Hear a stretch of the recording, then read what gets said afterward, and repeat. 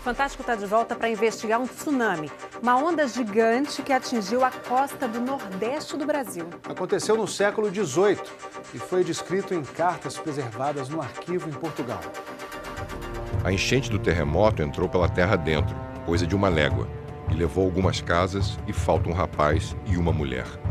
Em 1755, ninguém podia prever uma coisa dessas. Mas as cartas não mentem. Há 260 anos, o Brasil foi atingido por um tsunami. As águas assustaram e fizeram fugir os habitantes das praias.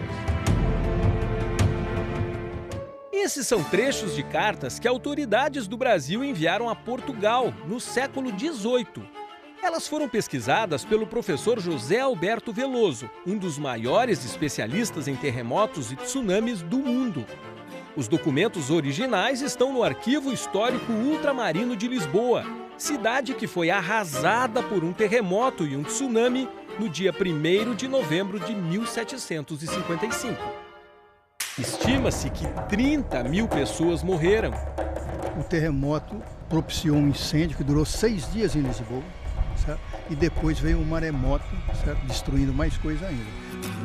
Uma carta do coronel Luiz Antônio de Lemos Brito, que governava a capitania da Paraíba em meados do século XVIII, prova que o terremoto que destruiu Lisboa teve reflexo no Brasil.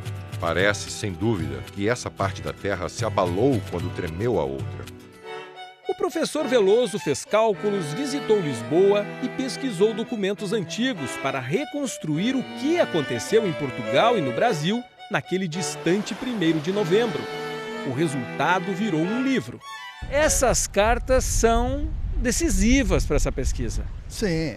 Olha, primeiro, é um documento que você dá toda a credibilidade a ele. Foi escrito por políticos, personagens importantes daquela época colonial. É a mesma informação sendo contada por pessoas diferentes, em localidades diferentes. Isso tem um valor tremendo. O terremoto de Lisboa e a invasão do mar, descritos nas cartas brasileiras, foram causados pela fricção das placas tectônicas que separam as Américas da Europa e da África. O choque das placas no fundo do Atlântico fez a terra tremer e o mar se revoltar.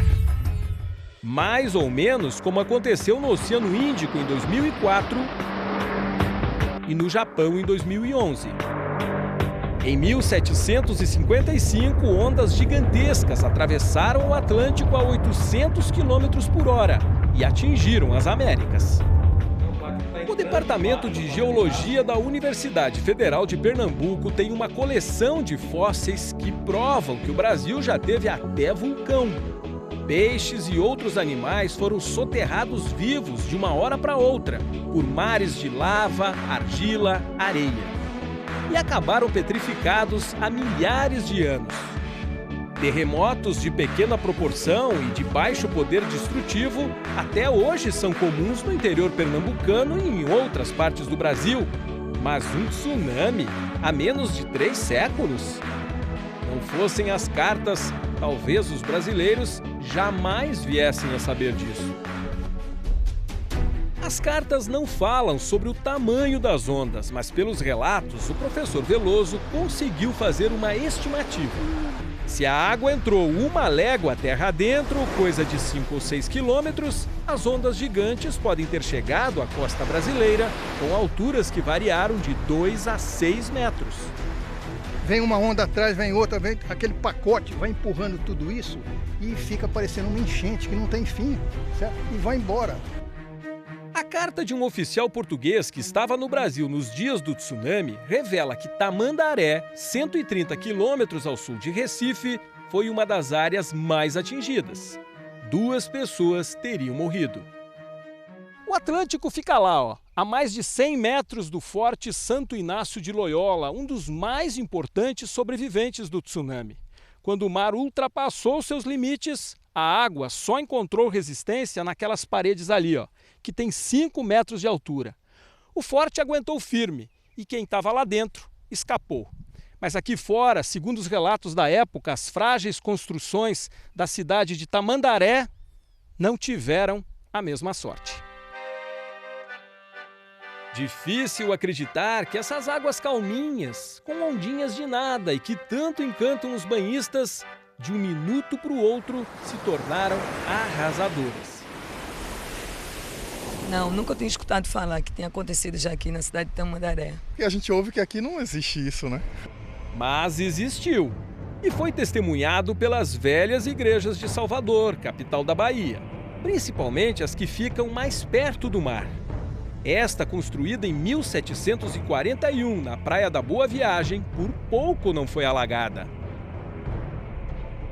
A Marinha do Brasil fez uma retrospectiva das marés com base na posição da Terra, da Lua e do Sol e concluiu que há 260 anos, bem na hora do maremoto, o nível do mar aqui era considerado mediano, nem maré muito alta, nem muito baixa. Estava mais ou menos assim. Isso significa que a onda que veio parar aqui tinha pelo menos 3 metros de altura. Na carta, o então arcebispo da Bahia afirma: as águas chegaram à base desse cruzeiro, que fica justamente a 3 metros do nível do mar. Mas e quanto ao futuro? O Brasil pode ser alvo de novos tsunamis? O contexto tectônico que ocorreu na época do terremoto de Lisboa, né, ainda ocorre hoje. Então, se acontecer porventura um outro episódio como esse, entende? As pessoas vão ser avisadas com antecedência. Os danos materiais vão existir, isso não tem como escapar, mas vidas vão ser preservadas. Pra ser sincero, eu não me preocupo não. É uma questão de sorte, Deus. Vamos nessa. Deixar de vir à praia que eu não vou.